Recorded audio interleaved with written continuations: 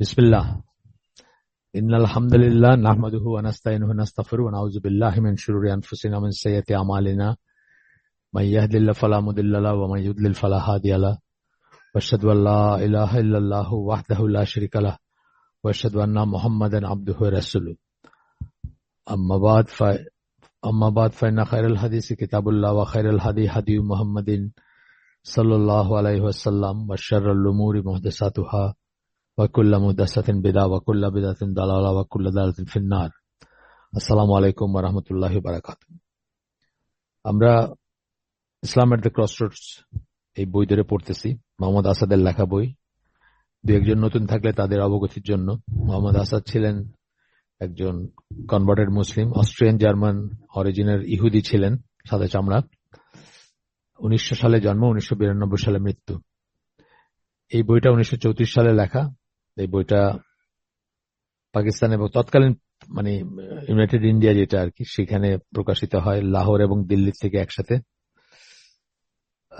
এরপরে আমরা যে এডিশনটা এখন পড়তেছি এটা হচ্ছে 1987 সালের 15তম রিভাইজড এডিশন। বইটার ইসলামের দ্য ক্রসরোডস কথার যেটা বোঝাতে চাইছেন উনি, যে চার রাস্তার মোড় যেটা হয়, অর্থাৎ দুইটা রাস্তার ইন্টারসেকশন যেখানে হয়, সেটা কিন্তু চারটা রাস্তা মনে হয় চারদিক থেকে আসছে, এরকম একটা জায়গায় দাঁড়ায় আছে ইসলামী সভ্যতা বা ইসলামী জাতি বা মুসলিম জাতি। এবং তার একদিকে হচ্ছে ইসলামের ঐতিহ্যবাহী বা ইসলামের ঐতিহ্য, ইসলামের ধ্যান ধারণা, ইসলামের অনুশাসন, শরিয়া ইত্যাদি যে জীবন ব্যবস্থা, সেটা। তার ডায়ামেট্রিক্যালি উল্টা দিকে হচ্ছে পশ্চিমা সভ্যতার রাস্তা। এখন কোনটা চুজ করবে মুসলমানরা, সেটা নিয়ে বইটা লেখা। উনি এক জায়গায় বলছেন যে, হয়তো আমরা সেটা পড়বো ভবিষ্যতে, এক জায়গায় উনি বলছেন যে আপনি এরকম একটা ক্রস রোডস যেটাকে বলি আমরা, সেখানে যদি আপনি দাঁড়ায় থাকেন আর ডিসিশন না নিতে পারেন, তাহলে তো এখানে অপেক্ষা করতে করতে না খেয়ে মৃত্যু হয়। পথিকের কথা বলছেন আর কি, ওয়েফেয়ারার যারা মুসাফির, তাদের কথা বলছেন। তাদেরকে ডিসিশন নিতে হয় কোথায় যাবেন। তারা দাঁড়ায় থাকতে পারেন না একটা জায়গায়। তো একইভাবে ইসলামী সভ্যতা দাঁড়ায় থাকতে পারে না, তাদেরকে ডিসিশন নিতে হবে তারা কোন দিকে যাইতে চায়। তো এটা 34 সালে লেখা বই, কিন্তু আমি আমার ক্ষুদ্র এক্সপিরিয়েন্স বা জ্ঞান যেটুকু বলে যে আমরা আসলে ওইখানে দাঁড়ায় আছি, এখনো আমরা দাঁড়াই আছি। আমরা এখনো করতে পারি নাই, আপনার ডিসাইড করতে পারি নাই বা মুভ করতে পারি নাই। আমরা সেখানে দাঁড়ায় আছি যেখানে ছিলাম আর কি। যাই হোক, গতদিন আমরা যেখানে শেষ করছি তারপর থেকে ইনশাল্লাহ শুরু করব। গতদিন উনি বলতেছিলেন যে রোমান সভ্যতা, এবং এই চ্যাপ্টারটার নাম হচ্ছে the spirit of the West. পশ্চিমা সভ্যতা বলতে যা বুঝি আমরা, ইউরোপ, তার সাথে ধরেন নিউজিল্যান্ড, অস্ট্রেলিয়া এবং নর্থ আমেরিকান, কানাডা এবং ইউনাইটেড স্টেটস, এগুলো সব আসবে। পশ্চিমা সভ্যতা যখন আমরা গ্রস ভাবে বলবো, তখন সেগুলো সবই আসবে, কারণ তাদের একই উৎস এবং একই চালিকা শক্তি, তাদের সভ্যতার বা তাদের অগ্রগতির বা পলিটিক্যাল, রিলিজিও পলিটিক্যাল ধ্যান ধারণা, সবকিছুর একই উৎসস্থল বা উৎপত্তি এক জায়গা থেকে। এখানে এর আগে বলছিলেন যে রোমান সাম্রাজ্যের কথা বলছিলেন যে 1000 বছর ধরে একটু একটু করে সেটা গ্রো করছিল, কিন্তু 80 বছরের একটা তার উল্টা আর কি, তার বিপরীতে 80 বছরের একটা স্প্যানের ভিতরে মুসলিম সাম্রাজ্য গড়ে উঠছিল, এটার পিক অবস্থায় গেছিল আর কি। এটা সবচেয়ে প্রভাবশালী বা সবচেয়ে শক্তিশালী ছিল, সেটা 80 বছরের একটা সময়ের ভিতরে। আর রোমান এম্পায়ার একই জায়গায়, অনেকে কম্পেয়ার করেন রোমান সাম্রাজ্যের সাথে ইসলামী সাম্রাজ্যের ব্যাপকতার জন্য বা বিস্তৃতির জন্য অনেকে কম্পেয়ার করেন, যে অনেক বড় বিস্তৃত ছিল, সেই জন্য কম্পেয়ার করেন অনেকে। সেই হিসাবে উনি বলতেছিলেন এই কথাগুলা। আর ডাউনফলের কথা বলছেন যে রোমান এম্পায়ার যেটা একটা সেঞ্চুরি বা এক শতকের ভিতরে তারা ডাউনফল হয়ে যায় তাদের, এবং তারা নাই হয়ে যায় বলতে গেলে, শুধুমাত্র এই হিস্ট্রি বইয়ে বা কিছু আর্ট, কিছু পেন্টিং এ এইসবের ভিতর থেকে আছে। তো যদিও আপনার ইস্টার্ন রোমান এম্পায়ার বলে অনেক সময় বাইজেন্টাইন এম্পায়ার যেটা সেটাকে বলা হয়, সেটা টিকে ছিল আরো পরেও। কিন্তু এটার আসলে রোমান রোমান যে সমস্ত ধ্যান ধারণা বা পলিটিক্স বা যেসব আইডিয়া সেসবের সাথে বলতে গেলে কোনো সম্পর্কই ছিল না আর কি, ওইভাবে কোনো সম্পর্ক ছিল না। কিন্তু ইসলামী সাম্রাজ্যের কথা বলতেছিলেন যে ইসলামী সাম্রাজ্য খেলাফত যেটাকে রিপ্রেজেন্ট করত, সেটা অনেক রকমের আপস এন্ড ডাউনস এর ভিতর দিয়ে গেছে। এবং উসমানী খিলাফত যেটাকে আমরা বলি, অটোমান এম্পায়ার যেটা, অটোমান এম্পায়ার যেটাকে বলি আমরা, সেটা যখন ফার্স্ট ওয়ার্ল্ড ওয়ারের পরে 1918-19 এরকম দিকে ফার্স্ট ওয়ার্ল্ড ওয়ার, এবং তারপরে 24-এ ফাইনালি এটা শেষ হয়। তার ভিতর দিয়ে আর কি খেলাফতের অবসান ঘটে। এই কথাগুলো আমরা গতদিন পড়ছি, এরপর থেকে আজকে পড়ব। তারপর বলতেছেন যে এই সমস্ত যা আমরা পড়ে আসছি আগে বা এই রিসেন্টলি যেগুলো পড়ছি, সেগুলো আমাদেরকে একটা জিনিস একটা উপসংহার বা একটা কনক্লুশনে পৌঁছাতে বাধ্য করে যে inner strength and social soundness. Inner strength মানে মানুষের হৃদয়ে, মানুষের মনে, মানুষের মস্তিষ্কে যে শক্তি যোগাইছিল ইসলাম, এবং social soundness of the Islamic world, এবং সামাজিক যে বিন্যাস ছিল, সামাজিক যে বন্ধন ছিল, সামাজিক যে প্রথা ছিল, সামাজিক যে নিয়ম কানুন ছিল, সেগুলো এত সুন্দর ছিল, সেগুলো বলতেছে যে were superior to anything mankind had hitherto experienced by way of social organization. এই পরিমাণ উন্নত বা এর চেয়ে সুন্দর বা এর চেয়ে সুপিরিয়র আর কোনো কিছু এখনো পর্যন্ত মানবতা দেখে নাই। ইসলামী যে সমাজ ব্যবস্থা ছিল, ইসলামী যে জাস্টিস ছিল, ইসলামী যে শাসন, যদি আপনারা বলেন with the exception of 1 or 2, সেটা তো অন্য জিনিস, জেনারেলি স্পিকিং যেটা ছিল, এখনো পর্যন্ত পৃথিবী সেরকম কিছু দেখে নাই। এই বইলে আমরা শেষ করছিলাম গতদিনের এই জায়গাটা। এর ভিতরে অনেক কিছু কথা আছে, আমরা স্কিপ করে যাচ্ছি, তা নাহলে আমাদের এই বই অনেক অনেক বেশি সময় লাগবে। এরপরে বলতেছেন, since the dawn of history the so-called Near East and Middle East was a volcanic center of conflicting racial and cultural energies. Racial এবং কালচারাল এনার্জিজ এর কনফ্লিক্ট ছিল, অনেক ধরনের সভ্যতার বা সাংস্কৃতিক কনফ্লিক্ট ছিল। নিয়ার ইস্ট এবং মিডল ইস্ট বলতেছেন। নিয়ার ইস্ট বলতে ভূমধ্যসাগরীয় যে অঞ্চল, যেখানে ধরেন এখনকার প্যালেস্টাইন, সিরিয়া, এইসব দেশগুলো আসবে, লেবানন এগুলো আসবে। আর মিডল ইস্ট বলতে তো মধ্যপ্রাচ্য বলতে আমরা যেটা বুঝি সেটা আসবে। তো বলতেছে এটা সবসময় রেশিয়াল এবং কালচারাল এনার্জির কনফ্লিক্টিং রেশিয়াল এবং কালচারাল এনার্জি ছিল। যেমন ধরেন ভূমধ্যসাগরের অংশটা যেটা, সিরিয়ানরা দেখবেন, সিরিয়ানরা মানে অলমোস্ট হোয়াইট রেস বলতে পারেন আপনারা, যারা পিওর সিরিয়ান তারা, বা তারা দেখতেই। আবার ধরেন একটু সাউথে যখন আমরা আসবো, ধরেন মিডল ইস্টের অন্যান্য জায়গাগুলো যখন যাব, ধরেন ইরাক অথবা ইসে আরো একটু দক্ষিণে ধরেন ইয়েমেন বা ইসে যাবো, আমরা বেশ ডার্ক স্কিন মানুষ দেখতে পাবো, মানে রেস যদি আমরা চিন্তা করি আর কি। তারপরে কালচারালি দেখতে পাবো আমরা ডিফারেন্টই আছে। ইয়েমেন এবং সৌদি আরবে ধরেন শেয়ার করে, কিন্তু আপনারা যদি সৌদি আরবে যান, আপনারা স্পেশালি সাউদার্ন এইগুলা জিজান বা এই আভা অথবা এই সমস্ত শহরগুলো যদি যান, তারপরে স্পষ্টত ইয়েমেনিদের দেখবেন, যে ইয়েমেনিরা আছে বা ইয়েমেন অরিজিনের সৌদিরা আছে, তাদেরকে দেখলে আপনি বুঝবেন যে এরা একটা আলাদা একটা কালচারাল মানে তাদের নিজস্ব একটা সাংস্কৃতিক ব্যাপার স্যাপার আছে, তারা নিজস্ব কিছু নিয়ম কানুন আছে, কিছু প্রথা আছে বা কিছু ড্রেস আপ আছে, এগুলো বোঝা যাবে আর কি। তো এটাই বলতেছেন। But the resistance of the Islamic social organization was until recently at least invincible. Invincible মানে পরাজিত করা যায় না। তো বলতেছেন যে এই এই সমস্ত কনফ্লিক্ট যাই থাকুক, তার উপরে তাই সেগুলোকে ছাপায়া ইসলামিক সোশ্যাল যে অর্গানাইজেশন ছিল, মানে ইসলামিক আহ, যে সামাজিক বিন্যাস ছিল, সেটা অত্যন্ত মানে রিসেন্ট সময়, উনি যে সময় কথা বলতেছেন সে সময় রিসেন্ট সময় পর্যন্ত সেটাকে পরাজিত করা যায় না। কলোনাইজ হয়েও কিন্তু তারা তাদের ট্র্যাডিশন গুলাকে রাখছে, এবং এমনকি আজকে পর্যন্ত আমাদের দেশ তো 200 বছর রাফলি কলোনাইজ ছিল, তারপরে পাকিস্তানের আন্ডারে ছিল, তারপরে যাই হোক পাকিস্তানের তো মুসলিম, তাদেরকে আজকে ওইভাবে বিজাতি বা বিধর্মী বলা যায় না।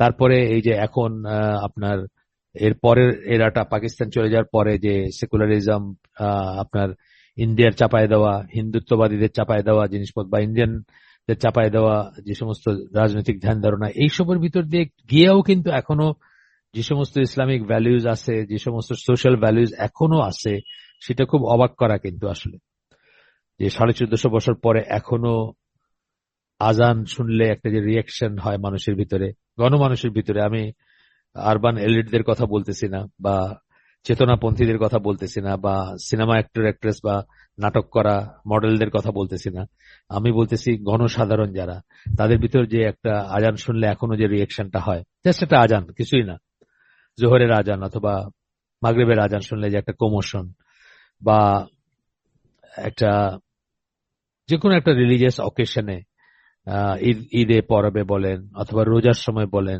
মসজিদগুলো যেভাবে ভরে ওঠে, মানে সেই সব থেকে শুরু করে অনেক ছোট ছোট জিনিস বলতে পারতাম আমি, যেগুলোতে আপনি এখনো যে মানে রেশ যেগুলো রয়ে গেছে ইসলামী সভ্যতার বা ফেইথ বেস সিভিলাইজেশন যেটাকে আমরা বলি, যে ইমান ভিত্তিক বা ফেইথ ভিত্তিক যে সিভিলাইজেশন বা সভ্যতা ছিল, তার রেমিনেন্ট যেগুলো রয়েছে, সেটা খুব অবাক করে যে 1400-1450 বছর পরে এটা রয়ে গেছে।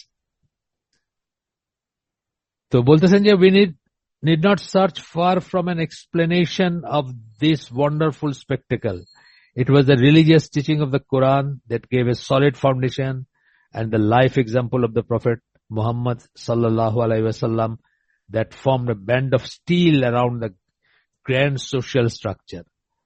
এটা নিয়ে মানে খুব বেশি মানে গবেষণা করার দরকার নেই, খুব সিম্পল ব্যাপার। এটা কি ছিল? কোরআনের টিচিং এবং রাসূল সাল্লাল্লাহু আলাইহি ওয়াসাল্লামের যে লাইফ এক্সাম্পল, যেটা জীবন্ত এক্সাম্পল, যেটা সুন্নাহ ওয়ে অফ লাইফ, যেটা উনি দেখাই দিয়ে গেছেন, এইটা বলতেছেন যে একটা স্টিল ব্যান্ড এই সোশ্যাল স্ট্রাকচারের চারিদিকে, মানে সামাজিক যে বিন্যাস ছিল, সামাজিক যে ছিল, তার চারিদিকে একটা মানে লোহার মানে ওয়াল টাইপের করে রাখছিল বা ব্যান্ড টাইপের করে রাখছিল, যেটা ইনভিনসিবল ছিল, অপরাজেয় ছিল, যেটাকে ধরেন কলোনাইজ করছে দেশকে, কিন্তু সেটাকে চেঞ্জ করতে পারেনি।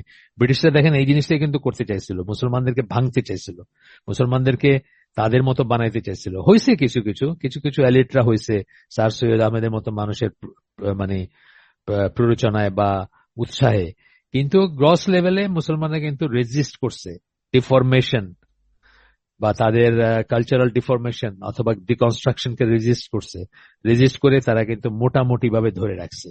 এই জন্য এখনো হয়তো তারা এখনো পর্যন্ত যে মানে ট্র্যাডিশন সুন্নাহ যেগুলো যাই আছে আমাদের দেশে, ধরেন সালামটাই ধরেন, আপনি এখনো পর্যন্ত আপনি গ্রামাঞ্চলে যান, একজন দাঁড়িয়েলা মানুষ মানে রাস্তায় চলতে গেলে সমানে একটু কম বয়সী যারা তাকে সালাম করবে, তার জন্য পথ ছেড়ে দিবে।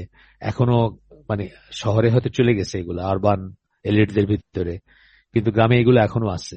বা ধরেন একজন বয়স্ক মানুষ বা একজন মহিলা বাসে, এই মানে সম অধিকারের যুগেও বাসে দাঁড়ায় আছেন দেখলে একটা ইয়াং ছেলে তাকে জায়গাটা করে দিবে, এখনো আছে এগুলা। মানে এগুলা শেষের দিকে কিন্তু আছে, এখনো নাই নাই করেও আছে, সেটা বলতেছি আর কি।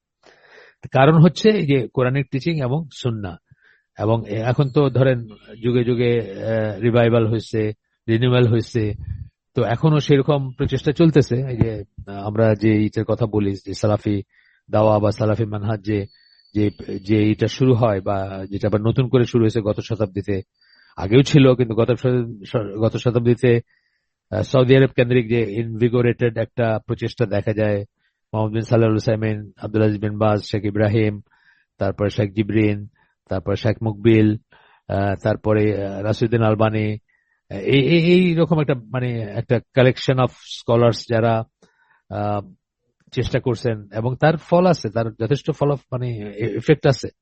হয়তো উল্টাটা এত বেশি যে যাতে চোখে পড়ে না, কিন্তু আমি তো দেখি এফেক্ট আছে, এফেক্ট নাই সেটা বলবো না, যথেষ্ট আছে, মানে রিনিউয়ালের এফেক্ট আছে। আচ্ছা, যাই হোক, এরপরে বলতেছেন যে কিন্তু রোমান এম্পায়ারে কি ছিল, এইরকম কোন স্পিরিচুয়াল এলিমেন্ট ছিল না যেটা তাদেরকে ধরে রাখতে পারে। আজকেও আপনি হয়তো কতটুকু, হয়তো ধরেন আপনি একজন আরব বা একজন তার্ক মানে তুর্কিশ যারা, তাদের সাথে, বা একজন তাতার বা একজন উজবেক, তার সাথে আপনার হয়তো অনেক ডিফারেন্সও আছে। আপনার হয়তো আপনি খাওয়ার স্বভাবে ডিফারেন্স আছে, ড্রেসে আছে, টুপিতে আছে, কিন্তু আবার অনেক মিলও আছে। আপনি দেখবেন যে ওই যেগুলা ইসলামের ব্যাপার সেগুলোতে দেখবেন যে 60, 70, 80% হয়তো আপনি দেখবেন যে আপনি জানেন বা কমন জিনিস সেগুলা। মানে আমি একবার এই একটা উমরাতে, যতদূর মনে পড়ে একটা উমরাতে, হ্যাঁ, একজন আলজেরিয়ান, উনি ইংলিশ জানে না, উনি ফ্রেঞ্চ জানে, আর আমি তো ফ্রেঞ্চ জানি না। তো মসজিদুল হারামে অনেকক্ষণ আমরা কথা বললাম, মানে যে যার ল্যাঙ্গুয়েজে কথা বললাম, কিন্তু বুঝলাম, because so many things are in common, সেই জন্যই কিন্তু বুঝলাম যে উনি কি বলতে চাচ্ছেন ভাই। তো যাই হোক, বলতেছেন যে রোমান এম্পায়ার, যেটা রোমান সাম্রাজ্য যেটা ছিল, তার এরকম কোন স্পিরিচুয়াল বা আধ্যাত্মিক বন্ডিং ছিল না যেটা তাদেরকে একত্রিত রাখবে। আজকে যেমন আমাদের হজটা কিন্তু এটার একটা ইউনিক আয়োজন, এই বন্ডিংটা যেন তাজা থাকে, জীবিত থাকে, সেই জন্য সারা দুনিয়া থেকে মানুষ যান, ভাবের আদান প্রদান হয়, পরিচয় হয় একজনের সাথে আরেকজনের। আহ, তারা যা মনে করতেছেন তার বাইরেও যে অন্য আছে, যেমন ধরেন বাংলাদেশের একজন মানুষ কল্পনা করতে পারে না যে জুতা পায়ে দিয়ে সে নামাজ পড়তেছে, কল্পনার বাইরে। কিন্তু এখানে গেলে দেখবেন যে হ্যাঁ, একজন ওই যে সিকিউরিটি গার্ড গুলা যারা থাকে সে মসজিদে সে এসে ভাট করে দাঁড়ায় গেল আপনার পাশে জুতা পরে, তখন আপনার মনে প্রশ্ন জাগবে যে এটা কি করলো, তারপরে আপনি জানবেন যে না না, এটাও একটা সুন্নাহ। মানে আমি বলছি এই জিনিসগুলোর মাধ্যমেও কিন্তু এইগুলোর টিকে আছে, বা এই আদান প্রদান গুলোর মাধ্যমে ইসলামের এই নর্মস গুলা টিকে আছে, বা এগুলো এখনো এখনো তাজা আছে আর কি, এত বৎসর পরেও ডিপ্রিট করতে করতে এখনো আছে। তার কারণ হচ্ছে যে এই যে স্পিরিচুয়াল বন্ডিং যেটা, সেটার কথা বললেন আর কি। এরপরে বলতেছেন while in the Islamic Empire there was no privileged nation. এইটা আর একটা বড় ডিফারেন্স বলতেছেন, যে দুইটা সভ্যতার ভিতর, রোমান সভ্যতা ইসলামী সভ্যতা, বা রোমান সাম্রাজ্য ইসলামী সাম্রাজ্যের ভিতরে, এটা একটা বড় difference. While in the Islamic Empire there was no privileged nation, কোন একটা জাতি সুপিরিয়র ধরে নাই না আমরা, সুপিরিয়র ধরে নাই না আমরা, এই জাতিটা সুপিরিয়র, ব্রাহ্মণ আর কি সোজা কথা, বা এই জাতিটা সাদা চামড়া, তাই না, বা এই জাতিটা রুলিং নেশন আর বাকিরা রুলড না। এই এই ইসলামী ওয়ার্ল্ডের মানে শাসন কত কত জনের হাতে গেছে, তাই না? এমনকি কৃতদাসদের হাতে গেছে, মামলুক, সেলিউক, তাদের কাছে গেছে না, কৃতদাস ডাইনেস্টির কাছে গেছে, তুর্কিশদের কাছে গেছে, কুর্দিশদের কাছে গেছে, মুঘলদের কাছে গেছে, আপনার আরবদের হাত থেকে যখন চলে গেল সেটা কত জায়গায়, কত সেন্টারে চলে গেছে সেটা। যখন যে প্রমিনেন্ট ছিল তার কাছে আফগানদের কাছে গেছে।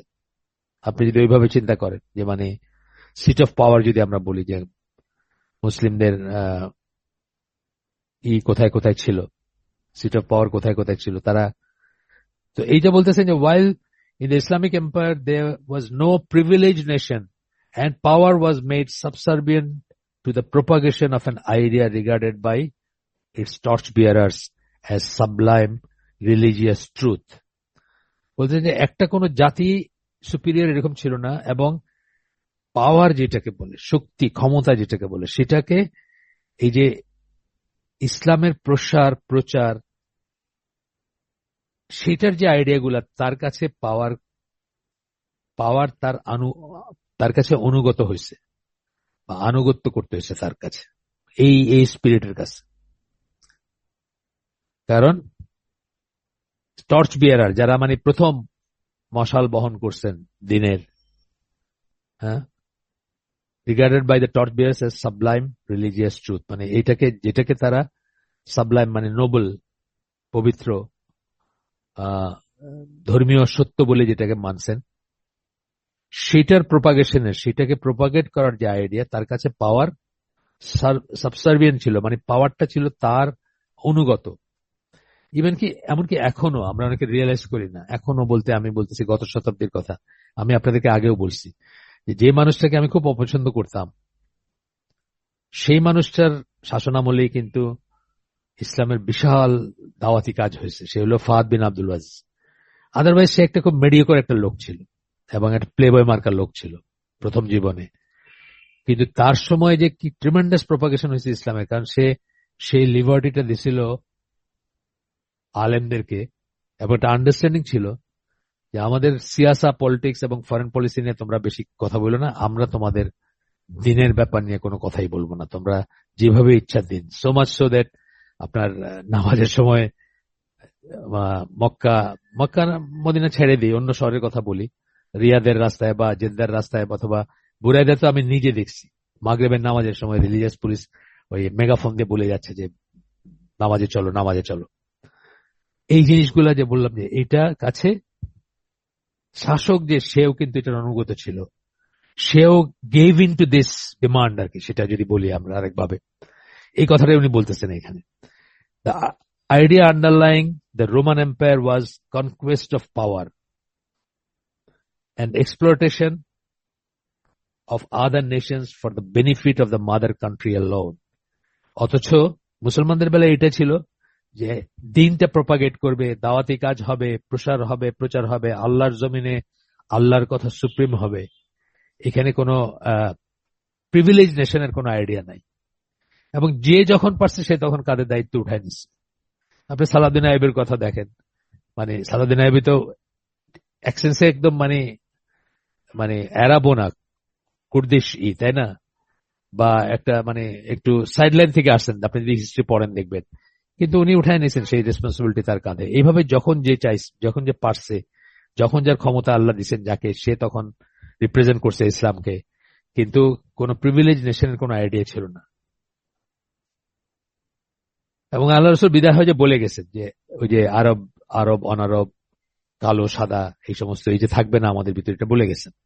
আপনারা বিদায় হজের ভাষণ দেখলে, শুনলে বা পড়লে দেখবেন আর কি। কিন্তু তো উনি বলতেছেন যে রোমান এম্পায়ার মানে কেন তারা এক্সপান্ড করছে, তারা ক্ষমতা চাইছে, ডমিনেট করতে চাইছে, উইল টু পাওয়ার, যেটা আগের দিন বলছিলাম আমরা, এবং exploitation of other Nations for the benefit of the mother country alone.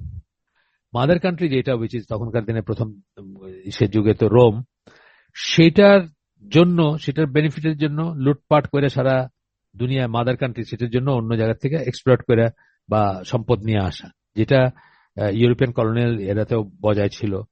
আমি বলছি আগের দিন যে বাংলাদেশ, পাকিস্তান, ইন্ডিয়া থেকে কিভাবে লুটপাট করে, সারা দুনিয়া থেকে কিভাবে ব্রিটিশরা লুটপাট করে সম্পদ নিয়ে গেছে তাদের ওইখানে।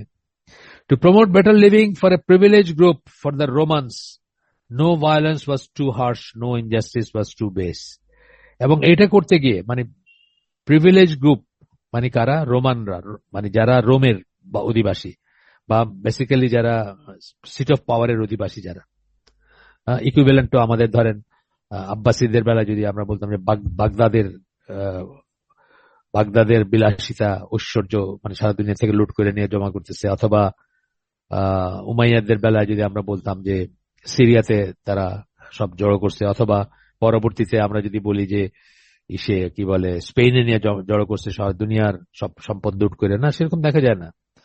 কিন্তু রোমানদের ব্যাপারে সেটাই বলতেছে, better living for a privilege group. ওই যে প্রিভিলেজ নেশন নাই আমাদের, কিন্তু তাদের ছিল, রোমানরা প্রিভিলেজ গ্রুপ, তাদের বেটার লিভিং এর জন্য তারা কোনো ভায়োলেন্সকেই ভায়োলেন্স মনে করে নাই। কাউকে বিহেডেড করা, কাউকে শুলে চড়ানো, কাউকে স্লেভ বানানো, no injustice was too base, এবং কোন রকম কোন অবিচারকে তারা অবিচার মনে করে নাই, সবকিছুই জাস্টিফাইড ছিল তাদের কাছে।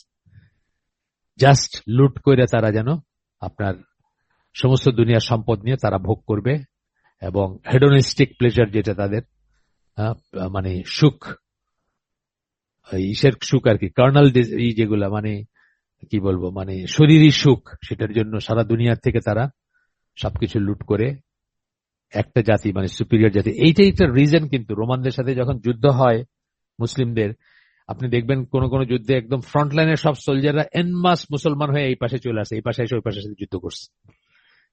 কারণ তাদের খুব কমন জিনিস, রোমান যারা লিডার, যারা সেনাপতি যারা, তারা হয়তো 2 মাইল পিছনে বৈশা মৌজ করতেছে, মদ খাইতেছে, এসে তাঁবুর ভিতরে সোলজাররা সামনে চেইনবদ্ধ অবস্থায় আছে যাতে পালাইতেও না পারে, ফাইট করতেছে, মারা যাইতেছে। আর মুসলিম জেনারেলদের স্টোরি পড়ে দেখেন, always in the front. Muslim general ছিলেন তাদের অধীনস্থদের ঢাল স্বরূপ ছিলেন, তারা ঢাল স্বরূপ সবসময়, অলওয়েজ ইন দ্য ফ্রন্ট, ওই 2 মাইল পিছনে না। আপনি দেখেন ওই ওদের ওদের বানানো দেখবেন, ডকুমেন্টারি দেখবেন, ওরা এই যে ঠিক কার্টুন ঠিক না, মানে গ্রাফিক ভাবে দেখায় আর কি, ওই ইয়ারমুকের যুদ্ধে কি হয়েছিল, আর একটা যুদ্ধে কি হয়েছিল, মানে নাম করা যুদ্ধ যেগুলো আর কি, ওগুলো দেখায় তারা। আপনারা দেখবেন যে সবসময় দেখতেছেন যে জেনারেল যে এসে একবার পিছনে যাচ্ছে, একবার সামনে যাচ্ছে, মানে র্যাঙ্কস এর ভিতরে কথা বলতেছে, তাদেরকে অর্গানাইজ করতেছে, তাদেরকে সাহস দিচ্ছে, স্ট্র্যাটেজি ঠিক করতেছে, মানে অন্যরকম ব্যাপার দেখবেন। এই জন্য এমন যুদ্ধ ছিল ওই সময়টায়, প্রথম প্রথম শতাব্দীতে বা প্রথম দিকে, যে দলে দলে খ্রিস্টানরা পক্ষ ত্যাগ করে এই পাশে এসে মুসলমান হয়ে ওদের এগেন্সে যুদ্ধ করছে। সারা জীবন যে এক্সপ্লয়েট করছে, তাদেরকে অত্যাচার করছে, বা প্রিভিলেজ পিপল, যেটা upper class, lower class, foot soldier এবং এই সমস্ত কারণে যে রিসেন্টমেন্ট ছিল তাদের, সেটার ফলশ্রুতিতে তারা এরকম করছে। দ্য রোমানস, আমরা কিন্তু পড়তেছি পশ্চিমা সভ্যতার চালিকা শক্তি, এই চ্যাপ্টারটার নাম স্পিরিট অফ দ্য ওয়েস্ট, তাই না? মনে আছে আপনাদের? সেই জন্য এত কথা আসতেছে, বারবার রোমানদের কথা আসতেছে। The Romans never in reality knew religion. তারা আসলে কোন ধর্ম ছিল না। Their traditional gods were a pale imitation of Greek mythology. তারা যেগুলোকে গড বলে মনে করত, সেগুলো ছিল গ্রিক মিথোলজি, মানে গ্রিকদের উপকথা ছিল, নানা রকম গালগপ্প ছিল, হিন্দুদের যেরকম আছে, অর্ধেক হাতি অর্ধেক এটা, তাদেরও ছিল, অর্ধেক মানুষ অর্ধেক ঘোড়া, আরো কত রকম জিনিসপত্র ছিল তাদের। তো সেইগুলার পেল ইমিটেশন ছিল, মানে সেইগুলাকেই কোনোভাবে মানে ইমিটেশন মানে তো বোঝেন, মানে কপি করা আর কি, ওই সব থেকে নেওয়া আর কি। তো বলতেছেন যে, এবং ওই সমস্ত গড যেগুলোকে তারা গড বলতো, ছোট যে দিয়া গড আর কি, গডস, গড যাই বলেন, রিয়েল লাইফে তাদের কোনো ইন্টারফেয়ার করার কোনো অনুমতি ছিল না। রিয়েল লাইফে তাদের কোনো কথা দিয়ে সেই গডরা, এই ধরেন একটা মিথোলজিতে কি বলে, গ্রিক মিথোলজিতে কি আছে, এই গড এটা করছে, ওই গড এটা করছে, এইটা করছে, মানে নানা রকম গল্প থাকে, নানা রকম কথা থাকে, ঠিক আছে, সে পর্যন্ত ঠিক আছে। কিন্তু ওইগুলা ঠিক আর লাইফে কোনো ইন্টারফেয়ার করার কোনো উপায় ছিল না। আমাদের নজবিল্লাহ গড কথাটা আমরা বলতেছি না, আমরা বলতেছি আমাদেরও তো ইরা ছিলেন, খুলাফায়ে রাশিদিন যেমন ছিলেন, ধরেন মানুষ, তারা মানুষ, পিওর মানুষ, তারা আল্লাহ রসুলের সাহাবী, তারা রক্ত মাংসের মানুষ এবং তারা নশ্বর মানুষ। কিন্তু তাদের কথার কিন্তু আমাদের কাছে অনেক ওয়েট আছে না? আজকে যদি কেউ একটা দলিল দেয় যে না এই জিনিসটা এরকম, আমরা কিন্তু চুপ করে যাই, তাই না? মানে এই যে ধরেন 2টা আজান দেওয়া হয় এখন জুমার দিনে, অরিজিনাল তো আজান একটা ছিল, ওসমান রাদিয়াল্লাহু সময় উনি প্রচলন করেন 2টা আজানের, কারণ এই যে মার্কেট প্লেস একটু বড় হয়ে গেছে, তখন কমিউনিটি মার্কেট প্লেসে গিয়ে একটু বলার দরকার ছিল। তো একটা ছিল প্রিকশনারি আজান, একটা ছিল রিয়েল আজান আর কি, এটা উনি চালু করেন। তো অনেকে এটা সমালোচনা করেন, বা অনেকে আজকাল দিনে আহলে হাদিস মসজিদ গুলাতে অনেকখানি একটা আজান দেওয়া হয়। কিন্তু সৌদি স্কলাররা কি বলেন যে এটা সমালোচনা করা যাবে না, বিকজ আল্লাহ রসুল বলছেন আমার এবং আমার খুলাফায়ে রাশিদিন সুন্নাহকে আঁকড়ে ধরতে বলছেন। তো এটা তো খুলাফায়ে রাশিদিনের সুন্নাহ, সুতরাং এটাকেও সুন্নাহ হিসেবে ধরতে হবে, এটাকেও সমালোচনা করা যাবে না। এটা যদি করে থাকেন, এই করার তার মানে সেই অধিকার ছিল, সেই রাইট ছিল, সেই প্রজ্ঞা ছিল তার, এবং যেটা আল্লাহ রসুল বলে গেছেন যেটা থাকবে। এই জন্য ইনাদের কথারও যে ইম্প্যাক্ট আছে আমাদের উপরে, কেউ এসে আপনাকে বললো যে ওমর রাদিয়াল্লাহু আনহু এটা বলছেন, এটা একটা দলিল। যেমন একটা উদাহরণ দিই আপনাদেরকে, আজানের সময় কথা বলা, আমি এটা নিয়ে পড়াশোনা করছি। এটা আমাদের দেশে খুব গর্হিত মনে করা হয়, আজানের সময় কথা বললে, হালাকা হইলে দেখবেন যে, এমনকি আলেমদেরও আমি দেখছি, ঠিক আছে সেটা করতে পারেন, আমি বলতেছি না যে এটা করলে গুনার কিছু করতেছেন তা না, কিন্তু এটাকে খুব হার্শ ভাবে বলা বা খুব হার্শ ভাবে এটাকে প্রয়োগ করতে চেষ্টা করাটা তো সুন্নাহর এগেইনস্টে যায়। কেন সুন্নাহর এগেইনস্টে? এখানে আসতেছে দলিলটা, যে আমি ইসলাম কিউতে আছে বা অন্য জায়গায় পাবেন, দলিল হিসাবে পাবেন যে ওমর রাদিয়াল্লাহু আনহু মসজিদে আসেন, আয়েশা বলছেন যে আজান দাও। সাধারণত কি হতো, খলিফা মসজিদে আসলে আজান দেওয়া হতো।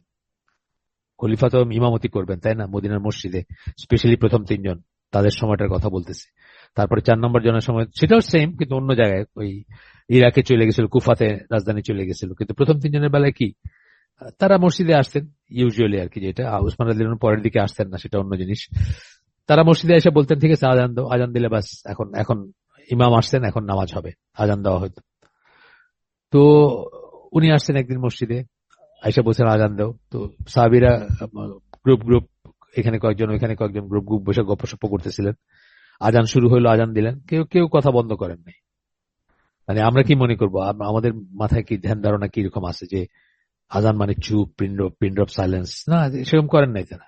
এটা একটা দলিল। কেন দলিল? কারণ উনি খোলাফায়ে রাশিদিনের একজন ছিলেন, তারও একটা এফেক্ট আছে আমাদের লাইফে, তার কাছ থেকে আমরা দলিল নেই, তার কথারও ভ্যালু আছে, অনেক অনেক ভ্যালু তাদের কথার। কিন্তু রোমানদের যে সমস্ত ইমিটেটেড, মানে ইমিটেট করা যে গডস ছিল ছোট জি দিয়ে, ফ্রম গ্রিক মিথোলজি, তাদের কোনো এফেক্ট ছিল না লাইফের উপর, এইটাই বললেন এখানে আর কি। তো বড় জোর কোন প্রিস্ট কিছু একটা, মানে কোন ধর্মযাজক, সে হয়তো কিছু একটা বললো, এই পর্যন্তই ছিল। But they were never suppose to confer moral laws upon men or to direct their actions. কিন্তু এই সমস্ত প্রিস্টিস, রোমান সাম্রাজ্যে যেসব প্রিস্টিস ছিল, মোরাল ল, মানুষের উপরে মোরাল, নৈতিক তারা তাগিদ দিবেন, নৈতিকতার তাগিদ দিবেন, অথবা মানুষকে বলবেন যে এরকম করো, এরকম করো না, এই সমস্ত বিষয়ের রাইট ছিল না তাদের। আপনারা এই রোমানদের লুচ্চামি নিয়ে অনেক মুভি হয়েছে, যদি দেখে থাকেন একটা দুইটা তাহলে জানেন। টাইবেরিয়াস সিজার, ক্যালিগুলা সিজার, এদের সময়কার কি সব ব্যাপার স্যাপার ছিল, যদি আপনারা জানেন তাহলে আর আমার বলার দরকার নেই, না জানলে না জেনে ভালোই আছেন, নতুন করে জানার দরকার নেই। এরপরে বলতেছেন, as the intellectual and social atmosphere of ancient Rome was utterly utilitarian. Utilitarian মানে যেটা কাজে লাগে, সোজা কথা, প্র্যাগম্যাটিক, মেটেরিয়াল, যেটা তাদের ইন্টেলেকচুয়াল সোশ্যাল অ্যাটমসফিয়ারটা ছিল এনশিয়েন্ট রোমের, অ্যান্ড অ্যান্টি রিলিজিয়াস। মেটেরিয়াল হওয়া মানেই তো আর মানে স্পিরিচুয়াল কোনো ব্যাপার নাই, যেটা কাজে লাগে, যেটা সুবিধা, এটা করলে সুবিধা, ওইটা করলে সুবিধা, এটা করলে ভালো থাকবো, যেটা আমরা এখনকার পশ্চিমা সভ্যতা বা পশ্চিমা সভ্যতার ইন্ডাকশনে আমাদের ভিতর আমরা দেখি। শুধু আমরা মানে কমফোর্ট চাইতেছি, বা শুধু সুবিধা চাইতেছি, বা শুধু ইজ চাইতেছে, কোনটা করলে ইজি, কোনটা করলে কমফোর্ট, কোনটা করলে সুখ, কোনটা করলে মানে এইটা নিয়ে কিন্তু আমরা চিন্তিত। আমাদের কনসিডারেশন গুলা কি আপনি চিন্তা করেন। একটা একটা আমি ইসলামী পরিবারের কথা বলতেছি না, আমি বা যারা প্র্যাকটিসিং মুসলিম তাদের কথা বলতে, আমি জেনারেল কথা বলতেছি। জেনারেল আরবান পপুলেশন, শিক্ষিত যারা, যাদের যাদের মানে ইন্টেলেকচুয়াল এবং সোশ্যাল, ইন্টেলেকচুয়াল নিয়ে মানে মানে বুদ্ধিভিত্তিক চিন্তা ভাবনা যারা করেন, এবং যারা মানে সমাজটা কেমন হবে এইসব নিয়ে থিওরি ঝাড়েন, তাদেরই দেখেন। ইভেন এখন যারা কথা বলতেছেন আমাদের এই রেভলিউশনের, কোট আন কোট রেভলিউশনের পরে, সবকিছুই কিন্তু মানে জীবনের সুখ স্বাচ্ছন্দ্য, ইউটিলিটারিয়ান, যেটাকে আমরা বললাম, ইউটিলিটি আছে কোন জিনিসটার সুবিধা, কোন জিনিসটার কমফোর্ট, সেইগুলো নিয়ে কিন্তু চিন্তা। ব্যাক অফ মাইন্ড হয়তো ঠিক আছে, আচ্ছা আল্লাহর কথা একটু মনে পড়ে বা আছে, কিন্তু কনসিডারেশনে নাই সেটা। কনসিডারেশন থাকলে তো আল্লাহর জমিনে আল্লাহর কথা সুপ্রিম হবে, এটা সবাই বলতেন। সবাই কি বলেন? সবাই তো বলেন না, বরং যারা বলেন তারা মাইনরিটি। তাদেরকে ইন্ডিয়া চাইতেছে মানে চরমপন্থী বা কি বলে এক্সট্রিমিস্ট বা জিহাদিস্ট বলে কালার করার চেষ্টা করতেছে তাদেরকে। সো মাচ সো দ্যাট এই মাহফুজ আলম নাকি আছে, তারেও বানাই দিছে হিজবুত তাহরির বা কিছু একটা। মানে মাহফুজ আলমের কথা মুখে তো আমি কোনোদিন কোন রিলিজিয়াস কথা শুনি নাই, উপদেষ্টা যিনি ছিলেন তাকে বানাই দিছে হিজবুত তাহরিরের লোক আর কি। তো যাই হোক, সেটা আরেকটা স্টোরি। তো এখন বলতেছেন যে তারা এন্টি রিলিজিয়াস ছিল, মানে তারা কোনো ধর্মের ধার ধারতো না, বরং ধর্ম বিমুখ ছিল, ধর্মের বিরুদ্ধে ছিল তারা। In fact if not by open admission, so is the atmosphere of the modern West. সরাসরি কথা বলতে না চাইলে, সরাসরি স্বীকার না করলেও মডার্ন ওয়েস্টের অবস্থাও কিন্তু একই। আসলে মডার্ন ওয়েস্টের অবস্থাও একই, সরাসরি যদিও তারা অ্যাডমিট করে না, নামকাও আসতে তারা আল্লাহর নাম নেয়, মানে তাদের মতো করে আর কি, গড কথাটা বলে, মানে আল্লাহর মার্সির কথা বলে, বা ইন গড উই ট্রাস্ট বলে, কিন্তু আসলে তারাও তাই। ওয়েস্টার্ন ওয়ার্ল্ড, আপনি বুঝবেন এটা। আমেরিকা একটু একটু ডিফারেন্ট। আমেরিকাতে অনেক রিলিজিয়াস মানুষ আছে, তাদের রিলিজিয়ন কথা বলতেছি আমি, বিশেষ করে আপনার এই যে সাউদার্নলি স্টেট গুলা, সাউথ ক্যারোলাইনা, ভার্জিনিয়া, এই সমস্ত জায়গায় যদি স্যাটারডে সানডে যান, তাহলে টেলিভিশনে দেখবেন খালি এইসবই চলতেছে, খালি ওই ধর্মের কথা চলতেছে। আছে এইসব জায়গায় কিছু কিছু আছে। আমেরিকার অবস্থা ইউরোপের চেয়ে অনেক বেটার আর কি, এই সেন্সে, মানে তাদের রিলিজিয়নের পয়েন্ট অফ ভিউ থেকে আমেরিকাতে মানুষ অনেক কনজারভেটিভ, সাবার্বের মানুষ আর কি, আরবান মানে একদম বড় মেগাসিটি গুলোর কথা আমি বলতেছি না, কিন্তু এছাড়া যেগুলা আপনার বা অনেক জায়গাতেই দেখবেন মানে খুব লিবারেল, ক্যালিফোর্নিয়ার মতো কয়েকটা স্টেট আছে, কিছু লিবারেল স্টেট আছে, সেগুলা যদি বাদ দেন তাহলে ক্রস লেভেলে বলবেন যে মানুষ কনজারভেটিভ আর কি। আমেরিকান মানুষকে কনজারভেটিভই দেখবেন আপনি। আমরা যেরকম সিনেমায় দেখি বা খবরে দেখি, আর ওই মডেল আর নায়িকা আর গায়িকাদেরই দেখি, আমেরিকা কিন্তু সেরকম না। আমেরিকা অনেক কনজারভেটিভ একটা দেশ, মানে compare to Europe, compare to Denmark, compare to Sweden, compare to Germany, অনেক অনেক কনজারভেটিভ দেশ আমেরিকা। আসেন একটু আগে আমরা, Western civilization does not strictly deny God, but has simply no room and no use for him in its present intellectual system. তারা যে deny করে, সরাসরি বলতেছে যে না আল্লাহ বলতে কিছু নেই, তা না, কিন্তু আল্লাহর কোনো স্থান নাই তাদের, আল্লাহর কোনো স্থান নাই। It has made a virtue out of an intellectual difficulty of man, his inability to grasp the totality of life. মানুষ যেহেতু সম্পূর্ণ জীবনের টোটালিটি, যেটা সম্পূর্ণ জীবন, তার তার পারিবারিক জীবন, তার রাজনৈতিক জীবন, তার ধর্মীয় জীবন, তার ব্যক্তিগত জীবন, তার বৈবাহিক সম্পর্ক, এই সবকিছুকে সে একসাথে গ্রাস্প করতে পারে না, সে একসাথে ভিজুয়ালাইজ করতে পারে না যে সবকিছু একটা ইন্টিগ্রেটেড হোল এবং সবকিছু আল্লাহর সৃষ্টি এবং আল্লাহর কাছ থেকে আসছে। এই জিনিসটাকে সে একবারে ধারণ করতে পারে না। এটার জন্য অনেক, ইভেন আমরাও পারি না, আমাদের ভিতরে দেখবেন আমরাও অনেকে পারি না। আমরাও মনে করি যে ঠিক আছে, কি সমস্যা আছে, আমি অফিসে গেলে অফিস বস সাদা চামড়া মেয়ের সাথে হাত মিলাইলাম, বাসায় আসলে নামাজ পড়লাম, অসুবিধা কি আছে? বা পার্টিতে গেলাম, একটা পার্টিতে একটু আমি নাহলে একটা কোণা দিয়ে থাকলাম, আমি তার মদ খাই না, অন্যরা খাইতেছে। মানে এই যে জিনিসটা, মানে টোটাল জিনিসটাকে একবারে বুঝতে না পারা, এটা মানুষের ভিতর, এটা মানুষ পারবে না। মানে এটা পারবে না দেখে নবী পয়গম্বর পাঠাইতে হয়েছে, আসমানি কিতাব পাঠাইতে হয়েছে, কোরআন পাঠাইতে হয়েছে, ইঞ্জিল পাঠাইতে হয়েছে, তওরাত পাঠাইতে হয়েছে, পারবে না মানুষ, গ্রাস্প করতে পারবে না।